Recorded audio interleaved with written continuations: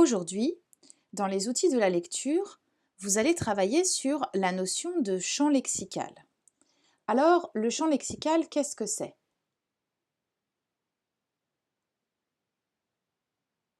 Eh bien, pour commencer, intéressons-nous à cette notion de champ lexical et regardons les deux mots principaux qui la composent.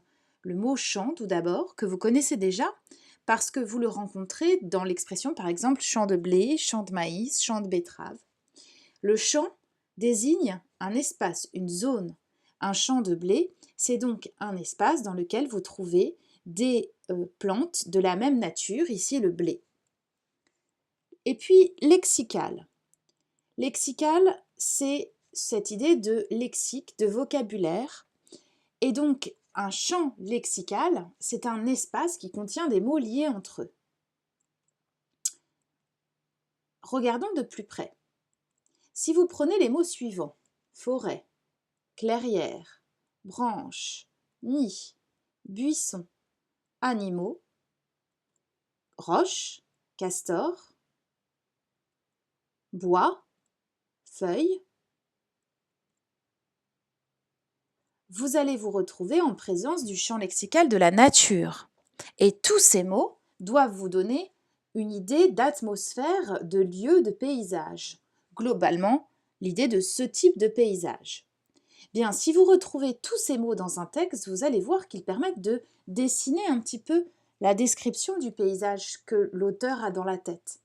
Par exemple, dans le texte suivant, à la fin d'une longue marche dans la forêt, ils atteignirent une clairière qui semblait être faite pour le repos. Les animaux dans leur nid chantaient tranquillement, un castor s'amusait à ronger le bois d'un petit buisson, les feuilles des arbres semblaient dormir sur leurs branches et un gros rocher encore chaud n'attendait que pour faire la sieste. Vous voyez bien que l'atmosphère et le paysage s'est dessiné dans le texte que vous avez sous les yeux. Donc un champ lexical, c'est un ensemble de mots qui développent la même idée. Ça permet de créer une ambiance dans le texte, mais ça peut désigner aussi bien une émotion, un thème qu'une activité. Alors, vous allez dire, un champ lexical, au fond, à quoi ça sert? Eh bien, prenons deux bonhommes, le bonhomme A et le bonhomme B. Et décidons de fermer ces deux petits bonhommes dans le noir. Le premier, le petit bonhomme A, va dire simplement « j'ai peur ».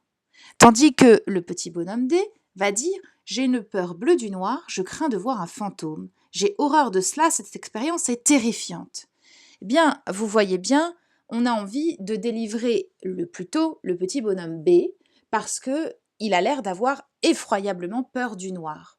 Le champ lexical de la peur ici permet de mettre en valeur la peur du personnage et donc fait qu'il gagne. Ce sera le premier à emporter notre intérêt. Voilà, vous êtes désormais expert dans la notion de champ lexical.